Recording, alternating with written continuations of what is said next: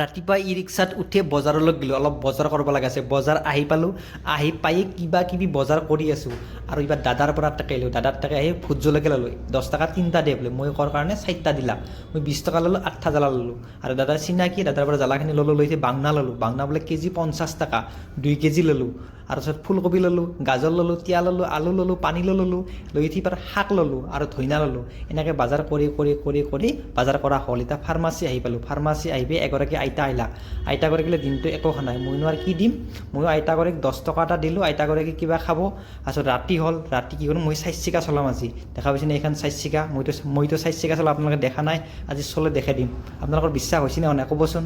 এতিয়া ধুনীয়াকৈ ষ্টাৰিঙত বহিলোঁ, ষ্টাৰিঙত বহি ধুনীয়াকৈ 4 চকাখন চলাই যাই আছোঁ আৰু আহি পালোঁ জেগা, এই দেখা পাইছেনে, ইয়াৰ ডেষ্টিনেশ্যন আহি পালোঁ। এনে কৈছোঁ দিয়ক, 4 চকা চলা নাই, এনে অলপ বহি লৈছোঁ ষ্টাৰিঙত আৰু এইটো ভিডিঅ' আপোনালোকক দেখাই দিলোঁ। Thank U.